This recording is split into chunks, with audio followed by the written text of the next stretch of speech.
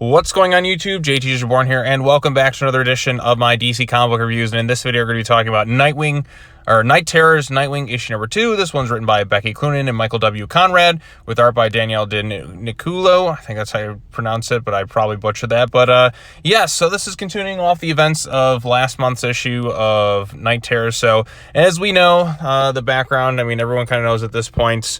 A mysterious and deadly new villain known as Insomnia has struck. The entire world has been forced into eternal slumber, including the heroes and villains, as Insomnia searches their dreams for the Nightmare Stone. Can the heroes survive being trapped within their darkest fears? The same thing you've been kind of seeing over and over and over again with these different varying Night Terrors things. Although Insomnia does make a brief appearance, isn't necessarily looking for the Nightmare Stone. It's just kind of the heroes are trapped in a nightmare state. Villains are tormenting them, and like other people are kind of involved, and then they kind of sort of wake up. Does it really tie in much to Night Terrors? Well, Insomnia does appear, but he's not really looking for the Nightmare Stone in this thing, because we know where the Nightmare Stone is at this point. It was in the Hollow, the world between the waking world and the dream world. So you might be wondering, what is now kind of the point of this thing? How is this going to tie into the Night Terrors event? How's this really going to elevate the story? Is this going to be one of those things that says to be continued to Night's End? It really kind of doesn't do that. It's just kind of Dick Grayson experiences the nightmare, and then he kind of wakes up, and then some characters, I guess, are aware of the nightmare situation and all that. But there's some nice looking artwork. I really like this style. You do get, because this is written by Becky Cloonan and Michael W. Conrad, the Batgirl's characters do show up in this thing. We do get to see Cass briefly. We do get to see Steph briefly. We also get Babs, who is just this robotic version of kind of fused Oracle.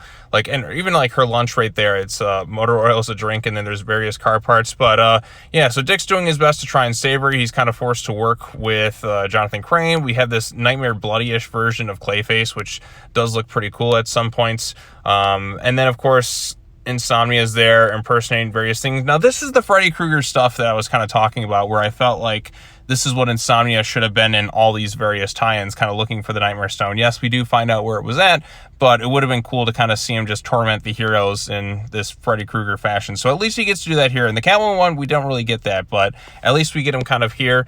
And ultimately, like I said, the issue kind of wraps up. Everyone kind of escapes, if you will. Scarecrow gets kind of caught in this little situation here, and Dick Grayson kind of just wakes up. It doesn't really do much to like set up like, hey, he's going to show up in the next issue of Night Terrors and Night's End. He's going to come save the day or do something like that. Ultimately, like I said, with these side stories, they're just kind of like, okay, like what's Dick Grayson's nightmare? Well, I mean, you've seen him undergo like fear toxins and that, I'm sure, in the past with various members of the Bat family. So it's not really like telling us anything entirely new about the characters. It just felt like a random 2-issue story arc where he's kind of just trapped in a nightmare realm. It doesn't really do much to forward the Nightwing run, but then again, in terms of some of the storylines in the current Nightwing run, everything moves at a very snail's pace, and there's all sorts of various detours and all that, and it doesn't really feel like anything is getting moved forward all that much. But you know, it is what it is, I suppose. I mean, this wasn't really a bad issue. It's just not really anything that does much to move the narrative forward with Night Terrors. You kind of like, at this point, you kind of get the idea with these various Night Terrors tie-ins. Something goes on, the heroes wake up, and then either they'll continue in Night Terrors Night's End, or that'll kind of be it. So, and this one's kind of one of those ones where it just seems to move to a halt. There's no, hey, this is going to continue in this thing, and hey, there's no real big interesting revelations about Insomnia or anything like that. It's just, hey, do you want to know what Dick Grayson's nightmares are like? Well, here's one example of a potential nightmare that Dick Grayson has, and that's kind of sort of it. I'm not sure how this is going to play a factor going forward, or if it'll just be kind of brushed aside. So all things considered, you probably could have just left the Nightwing book on a bit of a hiatus and just picked it back up with Tom Taylor in that in a few months, if you will, or next month when it starts to come back again. But I mean, there's some cool looking artwork in here. I really liked, like I said, the art looks fantastic throughout. I'm glad Insomnia did at least make an appearance, so it feels a little bit more closely tied, because hey, as the little note right here said, Insomnia is out here tormenting the heroes in their various nightmares and stuff, right? He's looking for this Nightmare Stone, right?